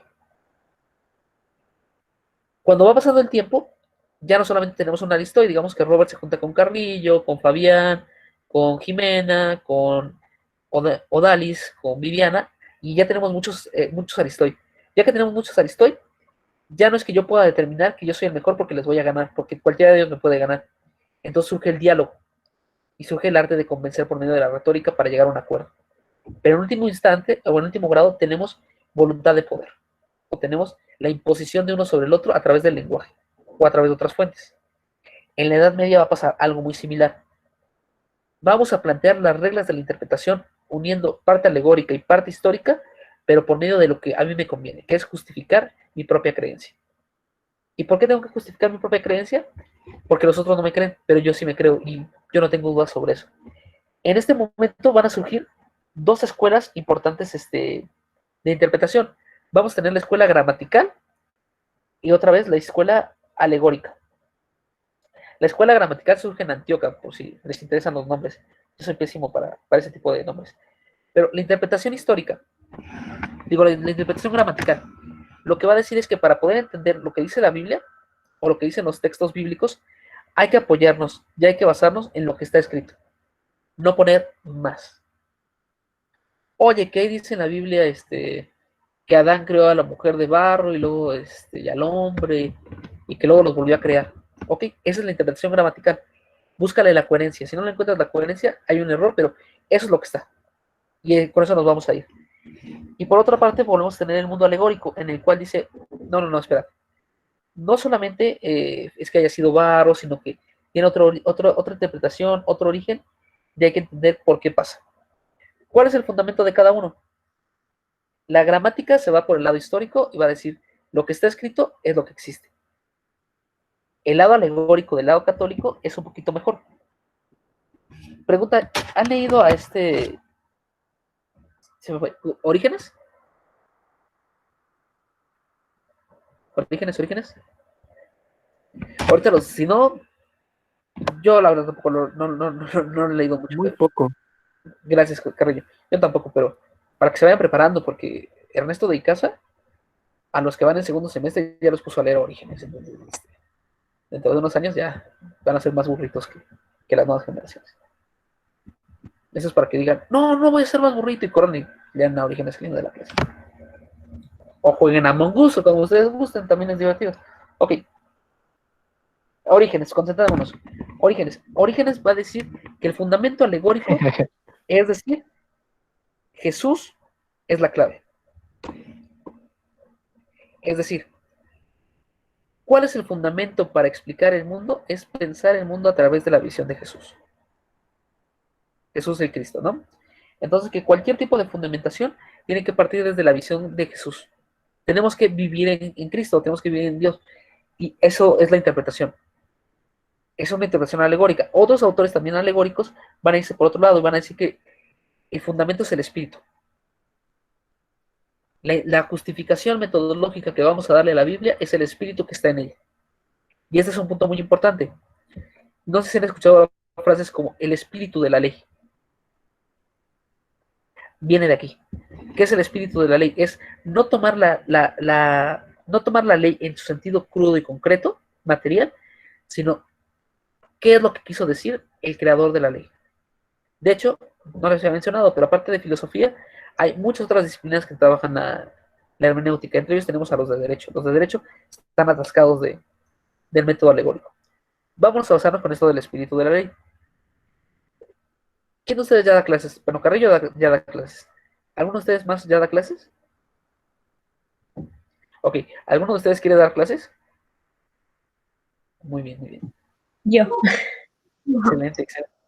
Es una labor muy bonita dar clases, pero también pueden hacer discursos para políticos, pueden hacer otras cosas, pero miren, no es por matar clase, pero yo cuando iba en la prepa tenía un profesor que estaba loco y se subía al escritorio un día a bailar o algo así y dijimos, está loco. Y él dijo, ¿pueden creer que me están pagando por hacer esto? Y yo dije, yo voy a ser maestro. Y y ya los que me han visto en clases presenciales, pues ya ven que me tiro y me aviento y demás. Pues porque te pagan por hacer cosas. Ok, regresando. El espíritu de la ley. Imagínense que ustedes ya dan clases y el reglamento escolar dice, está prohibido sacar el celular durante el examen. ¿Ok? Dice, está prohibido sacar el celular durante el examen. Ustedes están durante el examen y el chico se pone a revisar su Apple Watch. ¿Se lo pueden quitar? ¿No se lo pueden quitar? Pues es que hay un hueco en la ley, ¿no? Perfecto, sí. Esos huecos en la ley se les llama, ¿cómo se les llama? Antípodas, no, se les llama antinomias. Sí. Antinomias, antinomias legales. Hay un hueco en la ley. Cuando hay un hueco en la ley, depende del jurisconsulto o depende de la persona que va a tomar la decisión, ver cómo lo va a resolver. Y entonces entra la hermenéutica en juego. Y nos podemos ir desde el espíritu gramatical, como lo hacían los ciertos sectores del catolicismo, y decir, ahí dice, está prohibido traer celular. El Apple Watch no es un celular. Entonces lo puedes sacar. O también podemos tener el método alegórico, ¿no? Y decir, bueno, ¿cuál era el sentido que puso la persona al poner eso? Pues que a través del celular podían copiarse. Entonces, si el sentido era que sacar el celular es copiarse, se vuelve extensiva la explicación para el celular. Digo, para el reloj. Dato interesante, el análisis hermenéutico, como el que le estoy diciendo, es válido en derecho, exceptuando en casos penales. Ahí no hay hermenéutica, porque si no ya todos estaríamos en la cárcel. Pues sí, imagínense, el legislador dijo que matar a una persona está prohibido, pero si yo interpreto matar como herir los sentimientos, todos estaremos en la cárcel. Entonces, la ley mexicana por eso lo quita del sector. La hermenéutica se convierte entonces a ver, aquí tengo, para Dilthey, la hermenéutica en este momento histórico se va a convertir en una protociencia. Recuerden, Dilthey, su objetivo es explicar por qué las ciencias del espíritu son ciencias. Entonces él va a decir que en este momento histórico la hermenéutica se convierte en una protociencia, o que la hermenéutica permite que las ciencias del espíritu sean ciencias. ¿Cómo? ¿Por qué? Porque ya no solamente tenemos un método, sino que ya tenemos reglas que hay que seguir y leyes y procedimientos. Que se dan cuenta, nos vamos acercando un poco hacia el sistema más básico de la ciencia, de predecir, explicar, justificar el mundo. Ya no es como en el mundo griego en el cual la gente decía, pues yo recuerdo que era así, o un poquito más de qué textos sí, qué textos no. Ahora tenemos la interpretación histórica, la interpretación alegórica, ya hay que poner reglas para que no todos puedan interpretar lo que se les dé la gana, sino que una persona puede interpretar algo de una forma lógica, racional, coherente. El problema es que esta es una serpiente que se muerde su cola, porque en última instancia quien pone las reglas es el ser humano. Pero Dilthey lo va a ver con una virtud que es como algo universal o bonito. Ok. Aquí tengo una nota, se la leo, por favor. Dice, el problema radica en que Dios habla. Ok. Sí, el problema de lo alegórico es esto. La Biblia habla. En la Biblia Dios habla. A diferencia de los mitos griegos, que era el poeta quien hablaba. La Biblia, ahora hay que darle un sentido a aquello que habla. Hay que ordenar el mensaje de Dios, de una forma que todos lo puedan entender. Aquí podemos tener hasta una matemática del lenguaje, si lo quieren ver. ¿Quién va a poner los axiomas o eso? El propio método. Pero bueno, dentro de esta misma tradición vamos a tener otros autores que van a tratar de encontrar un vínculo, una unión. Dato importante, Dilthey está obviando muchos autores y muchos temas, él se está concentrando demasiado en el mundo alemán. Pero recuerden, no solamente estamos viendo a Dilthey, estamos viendo hermenéutica, entonces una labor interesante sería que ustedes buscaran otros autores de la época de la época que nos ha señalado Dilthey y ver si pasan el proceso hermenéutico o no, para darle un sentido. ¿Por qué se saltan muchos autores? Eso también es una interpretación. Pero a ver, ¿por qué ustedes creen que se salten muchos autores?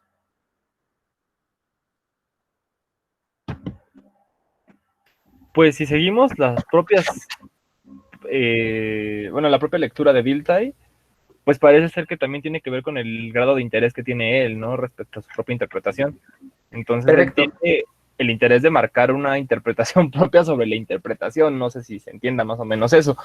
Pero para ello, pues habrá algunos autores que pues, no le sirvan en ese aspecto y tiene que ignorarlos o por lo menos tomarlos en menor medida. Muy bien, muy bien. Sí, Amaury, vamos por buen camino. Vamos a unirlo un poquito con esto. Supongo que como estamos en Acatlán, la mayoría de sus trabajos finales no son exámenes, no son ensayos. ¿Me equivoco o no me equivoco? No se equivoca. Excelente. Muy bien. Vamos a hacer un pequeño trabajo hermenéutico. Bueno, yo voy a hacer un trabajo hermenéutico con ustedes. Es decir, voy a pasar mi experiencia a la suya para tratar de comprenderlos a ustedes. Y a ver si comprenderlos a ustedes podemos comprender a Dilthey. Yo supongo que cuando ustedes están haciendo un proyecto de investigación o un trabajo, un ensayo, y de repente se encuentran un dato, una frase que ya les tiró su ensayo de 10 cuartillas que llevando 10 cuartillas explicando un tema, en la 10ª cuartilla, ustedes se encuentran o se enteran de que lo que estaban diciendo no tiene sentido. Estoy seguro que muchos de ustedes van a decir, yo nunca vi esa cita, me la voy a saltar. Y ahí están las sonrisas de que es cierto. Porque yo también lo hice. En estadística se le llama cucharear los datos. Pero, ¿por qué se hace esto? Porque digo, no, para que todo cuadre o todo amolde lo que estoy diciendo, voy a hacer esto. O también pudo haber ocurrido lo diferente, ¿no? Que ustedes llegan con su explicación toda bonita a la escuela, toda cookies, y les dice el profesor, pues eso ya se canceló hace como 3 años, 4 años, eso ya no sirve para nada. Y ustedes dicen, es que no lo leí. O también que ustedes tengan un proyecto y que digan, voy a tomar esto o no, como dice Mauri.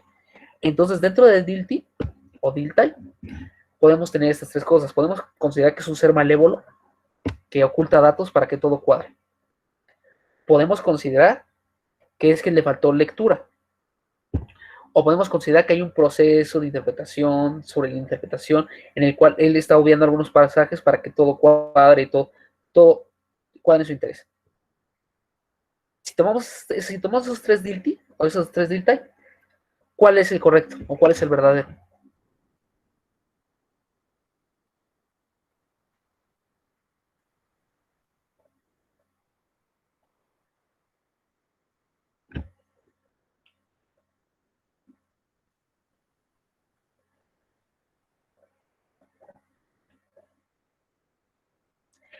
Isaac Asimov, en un libro llamado La última pregunta, le preguntan cuándo va a acabar el universo, ¿no? Y las máquinas siempre contestan, datos insuficientes para respuesta altamente aclaratoria.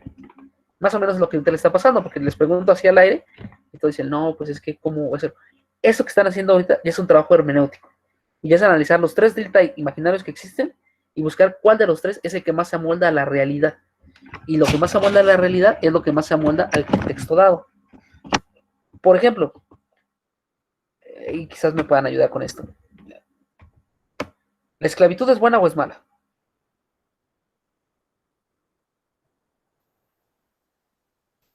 Pues depende del contexto, ¿no? A ver. Exactamente. ¿Cómo? Sí. No entendí, me perdí, ¿qué pasó? Bueno, yo he dicho que depende del contexto en el que se haya dicho. O se pregunte más bien. Perfecto.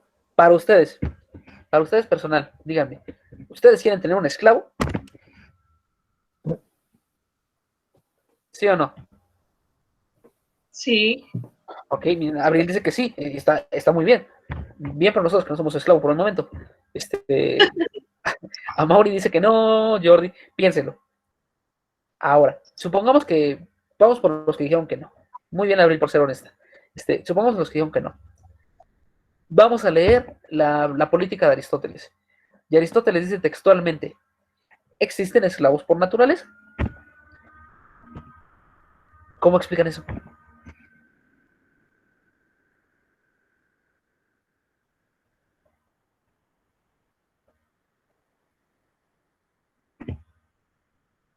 Vamos, si ustedes dicen, Abril, tú estás exenta de la actividad, tranquila. Si ustedes dicen, no, es malo tener esclavos, es algo irracional.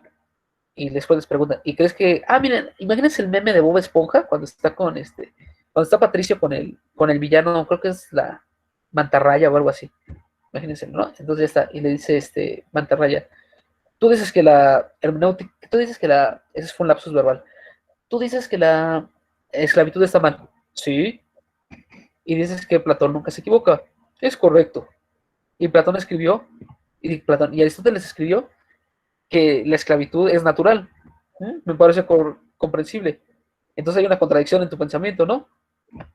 ¿Qué contestarían, señores patricios? Bueno, con respecto a lo de que lo decía de, bueno, no sé si es a partir de su concepción del mundo, porque, bueno, Aristóteles comenta que justo, no me recuerdo, justo se da eso por ejemplo, a veces por características biológicas. Unos están más dispuestos, por ejemplo, a cargar cosas más pesadas que los otros. Entonces, bueno, no sé, sé que es muy vago lo que estoy diciendo, pero será a partir de eso, de lo que ve, de la comprensión misma que tiene de la realidad. Entendiendo totalmente, Nelson. Sí, de hecho, muchos van por ese lado, ¿no? Dicen que Platón dice que los que son esclavos son los retrasados mentales, que siempre tienen que estar con la persona, los alcohólicos que no se pueden controlar y demás. El punto es este. Si nos vamos por la versión histórica, él vivía en un sistema esclavista y fue esclavo un tiempo y tuvo esclavos también un tiempo. ¿Para qué darle la vuelta de tuerca y decir, no, es que mira, eran retrasados mentales, es que eran esto, es por la situación? ¿Por qué darle la vuelta? Porque dentro de nuestra unidad temporal queremos que tenga sentido y coherencia lo que están diciendo los autores. Es más, es como decir, esto creo que es una frase de Gadamer, no me acuerdo de quién es, si alguien me recuerda, me voy a decir, pero es entender a Platón más que a Platón mismo, más que Platón mismo. Y también aquí hay un término que es de Gadamer, lo vamos a analizar después, pero el término es el siguiente: hacer que el texto te hable a ti. Vamos, Aristóteles decía, hay esclavos por naturaleza. Tú lo puedes leer, te lo puedes aprender de memoria y sacar un doctorado sobre eso. O puedes preguntarte, también puede ser las dos, una O inclusiva, ¿no?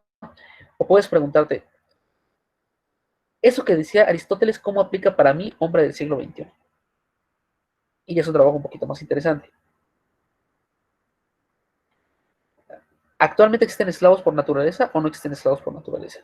¿Qué es un esclavo por naturaleza? Sería mejor, y ya podemos sacar otra línea, pero no estamos perdiendo. El siguiente punto es el número 4, es el renacimiento. Ya nos saltamos de la Edad Media y ahora nos vamos al Renacimiento. ¿Qué tiene interesante la ¿Puedo palabra? comentar algo? Adelante, Carrillo, todo tuyo. Sí, esta noción de leer a Platón más que Platón mismo para entender a Platón más del día es muy, muy, muy radical, pero sí es, y esto de Schleiermacher, él sí Es decía esto. Ok, ok. Puede entenderse un autor mejor de lo que él se entendió. Hay reglas y límites. Aquí, nada más como para hacer spoiler, se supone que Schleiermacher, como ya sabemos, el papel que tiene de sistematizar, universalizar el trabajo hermenéutico, y no solamente sistematizarlo, sino quitarle como este matiz instrumental, que seguía siendo al menos en 50% instrumental. Schleiermacher dice, bueno, los pensadores dicen esto, ¿no? Por ejemplo, Platón dice y llega a elucubraciones muy padres y todo, pero yo, utilizando esta metodología, estos dos métodos, el método, se los digo, el primero es el método divinatorio, el segundo es, um, segundo, momento, No te preocupes.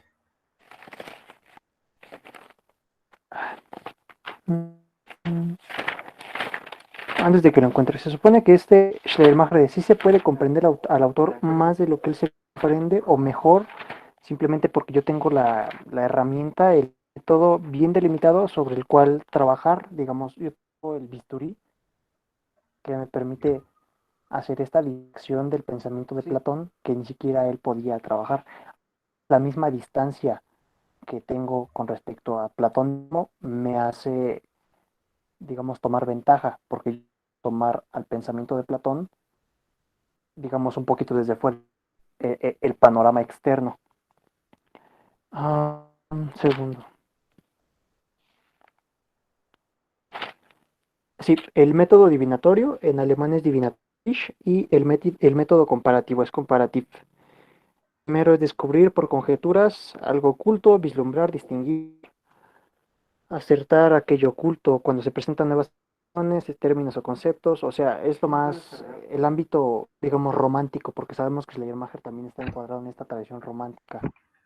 Y el método comparativo es esto de buscar similitudes léxicos en las lenguas, en argumentos, o sea, cuadrado más relacionado con este talante, digamos, kantiano todavía, de Schleiermacher.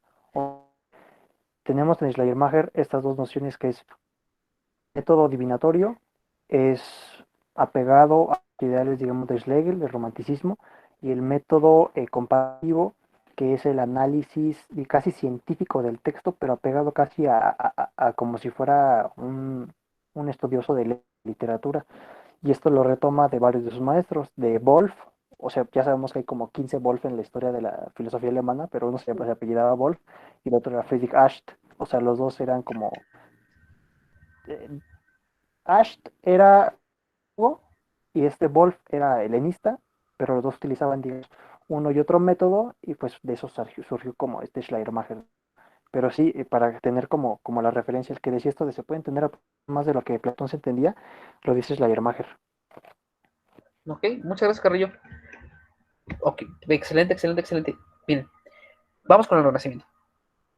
Eso que estábamos viendo con Carrillo, lo vamos a ver la próxima clase. Por si lo quieren analizar, lo vamos a ver. De hecho, nos va a ayudar a Carrillo con ese tema. Excelente, pero Renacimiento. Renacer. Ya lo habíamos tratado en otras clases anteriores, pero renacer, ¿qué implica? ¿O por qué es renacimiento?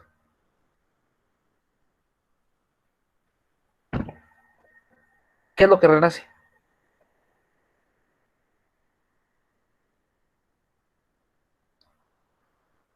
Ok, bien, es muy sencillo de explicar, pero vamos a hacerlo con un mal chiste. Está una persona en 1918, es una persona y le pregunta, oye, ¿por qué lo llamamos la Primera Guerra Mundial? Su amigo le dice, tú espérate, no vas a ver por qué lo llamamos la Primera Guerra Mundial. Ok, pésimo chiste, porque no lo llamaban así, no, ellos lo llaman la Gran Guerra. El renacimiento es un renacer, es un recordar, es un volver al pasado, a un pasado ideal. ¿Por qué? Porque veníamos de una época oscura, y es una construcción social. Porque recuerden que en la Edad Media se construyeron las universidades. Okay, veníamos de una época oscura, donde no avanzaba nada, y antes de ellos estaba el mundo clásico. Entonces el Renacimiento es un renacer de la cultura clásica, de los textos, de la mente, del sapere aude, atrévete a pensar. Atrévete a pensar por ti mismo. Tenemos todo esto. El Renacimiento va a inventar tres cosas, y es uno de los puntos esenciales para la hermenéutica. El Renacimiento se va a inventar a sí mismo, porque los hombres renacentistas dicen, yo soy un hombre renacentista, tiene su espíritu contextualizado, o sea, históricamente se vive como un hombre renacentista, pero también va a inventar la Edad Media y el mundo clásico. Es decir, hace una reconstrucción histórica de todo su mundo. En ese en ese volver al pasado, hace una reconstrucción. ¿Por qué tal autor es clásico y tal autor es medieval? ¿Por qué tenemos un límite u otro punto? O es más, miren, esto ya no es de Dilty, pero tengo una duda. Nelson, adelante. Uy, es ese. Tu duda es de hace una hora. Olvídalo, ¿no? Leí un mensaje de tuyo de hace una hora. Olvídalo, Nelson. Ah, sí, me pasó hace rato. Perdón, ¿todavía la tienes o ya no? No, ya no, de hecho fue la que me contestó. Ah, ok, no te preocupes. Bueno, entonces, regresando. Esto es de otro autor. Esto ya es de Filosofía de la Liberación. Es de Soa Pessoa. No, no ese es un poeta. No les doy bien el dato, pero también lo dice el que el que se roba los términos de otros y los utiliza. Que fue rector de la UASM. Ya muy viejito. ¿Duce? Dussel. Dussel, gracias. Dussel es muy buen filósofo, pero retoma de muchos otros autores. Pero Dussel va a decir, entre otros, que la Edad Media no existió. ¿Por qué creen ustedes que Dussel dice que la Edad Media no existió?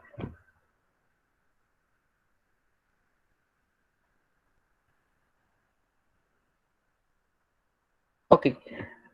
¿Saben quién fue la primera población que logró hacer una operación de una catarata en un ojo? Si no lo saben, fue el mundo árabe. Los árabes ya hacían operaciones de los ojos, ya podían quitar las cataratas. Muchos de los inventos del Renacimiento y de la modernidad, la impresora bueno, la máquina de Gutenberg, ya la tenían en Asia y demás. Entonces Dussel va a decir que en realidad la Edad Media es un invento, porque si hacen cuentas, en el momento en el cual sucedió la Edad Media, fue en el periodo de ocupación árabe, o fue durante un gran periodo de la ocupación árabe. Entonces, ¿por qué la Edad Media es la Edad Media? Porque Occidente va a decir, si yo no estoy pensando, entonces nada pasa. Entonces tenemos la Edad Antigua, con los clásicos y demás, luego la edad donde nosotros no somos los buenos, donde nosotros no ganamos, que es la Edad Oscura, y luego ya regresamos con la Edad del Renacimiento. Pero si analizan la historia del mundo, los árabes, Avicena, Averroes, los judíos, Maimónides, váyanse a Asia, váyanse a otras latitudes, el pensamiento seguía. Pero la construcción histórica, contextual de una nación o de una sociedad va a ser todo. En el caso del mundo renacentista es esto. Ellos construyen el mundo clásico, el mundo medieval y se construyen en ellos mismos. ¿Qué es un autor medieval? ¿Qué es un autor clásico? ¿Qué es un autor renacentista? Ellos lo van a explicar y van a hacer un análisis de dos tipos de textos. Van a hacer hermenéutica de los textos clásicos y hermenéutica de los textos bíblicos. La hermenéutica de los textos clásicos se llama la ars crítica. Y también tenemos la vertiente bíblica. Ok. De hecho, bueno, no Vamos. recuerdo, perdón que interrumpa, no Sí, recuerdo. No recuerdo si es Grondano, no me acuerdo qué autor, pero mencionan que los renacentistas son los primeros en generar como una conciencia histórica en ese sentido, ¿no? En un sentido más global. Sí, totalmente. A eso se refiere, que ellos engloban todo lo que habían vivido, ¿no? La época griega hasta la modernidad. Si se dan cuenta, bueno, no tiene mucho que ver, pero cuando nos quitan la historia de los planes de estudio, nos quitan la filosofía y nos ponen a ver redes sociales de videos que duran 30 o 20 segundos, nos están quitando esta visión global de la historia. Estamos siendo sujetos que viven el instante. ¿Conocen a Byung-Chul Han? Norcoreano. Sí. Gracias, Nelson. La Sociedad del Cansancio. Si no, léanlo, es muy bueno. El libro como más famosito suyo es La Sociedad del Cansancio. Pero hay otro que se llama El Aroma del Tiempo. Con esto vamos cerrando para que no se preocupen. El Aroma del Tiempo. Dentro de los sentidos, dentro de los sentidos para los griegos teníamos los sentidos mayores y los sentidos menores. Los sentidos mayores eran la vista y el tacto. No, era la vista y el oído, porque eran los que te daban la mayor precisión del mundo. Y los sentidos menores eran el gusto, el tacto y el olfato. Byung-Chul Han llama el aroma del tiempo con una sensación así de reivindicar lo pequeño o reivindicar lo que ya se perdió.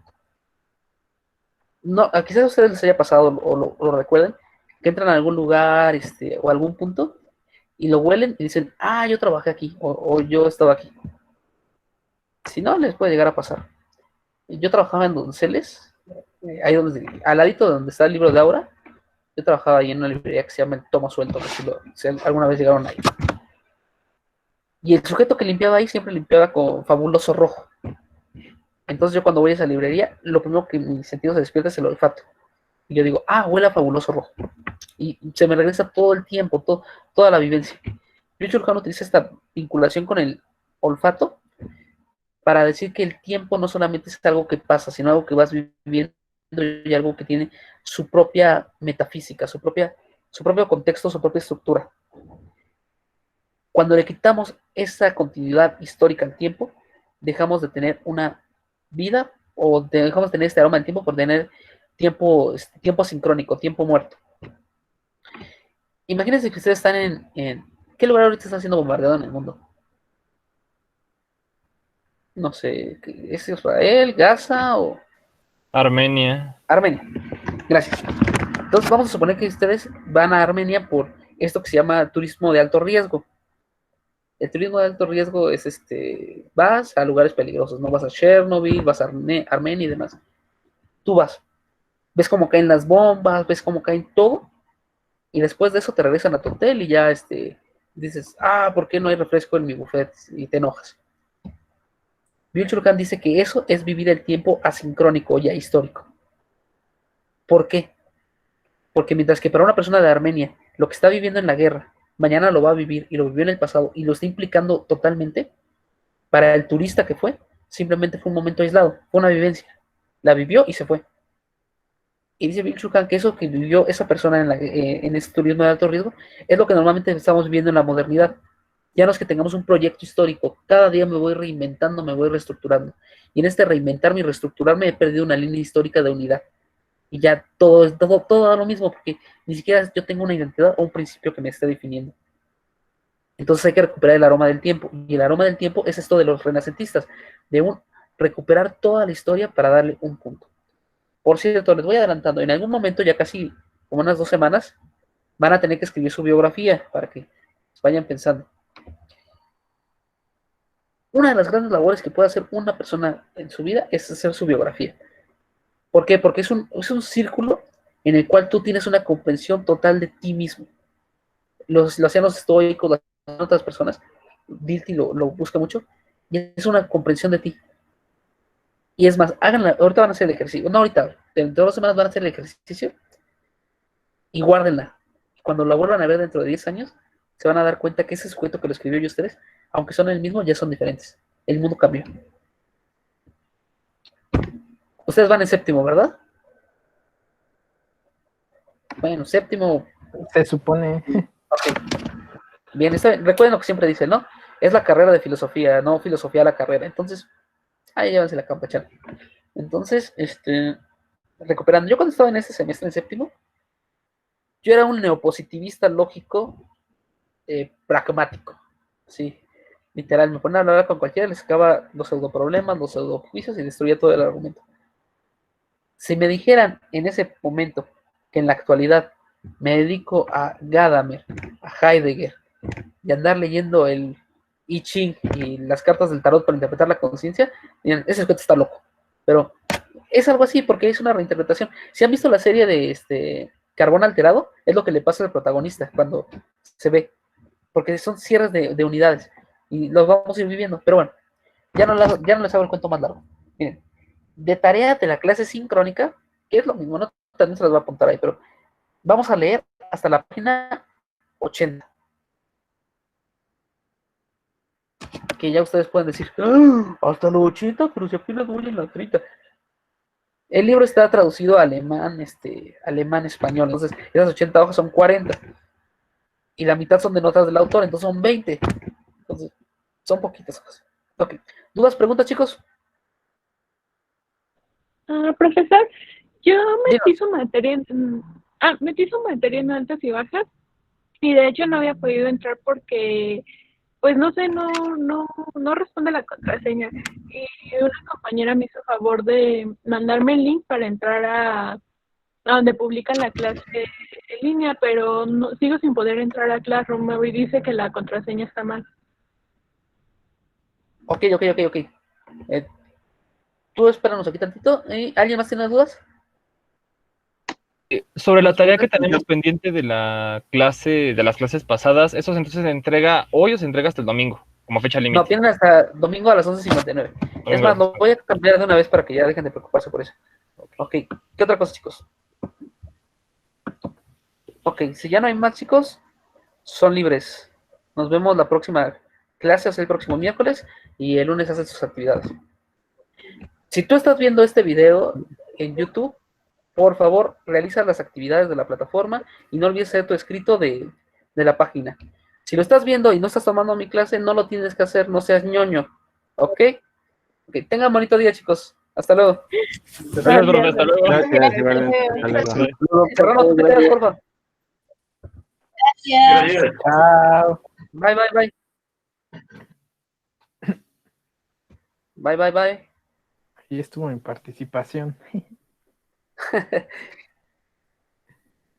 Ok, ok. No se ha ido esta. Ah, ya se fue, le dije que no se fuera. Ah, No, no, aquí está. ok, ok, aquí estás. Muy bien. Mira, ¿me podrías compartir? A ver, primero, ¿con qué correo trataste de entrar? ¿Con el .unam o con un Gmail? Con el de la UNAM. Excelente, ese es el problema. Te explico. Para que la mayoría de los alumnos pudieran entrar o vinieran de oyente, no lo dejé con registro .unam. El problema es que .unam nada más se registra cuando abres la plataforma con .unam. Entonces, ábrelo con tu correo personal, con el de Gmail, y ahí te va a aparecer. Ah, bueno, está ¿Quieres bien, que nos gracias. esperemos para que lo hagamos juntos o tú lo haces? No, no, yo lo hago, tengo que salirme de esta página para poder entrar a la otra. Excelente. Cualquier cosa, mándame mensaje en la semana y hacemos el trabajo juntos, ¿ok? Sí, gracias. Cuídate mucho. Ahí está todo el material. Mi estimado Ricardo, ¿dudas, preguntas?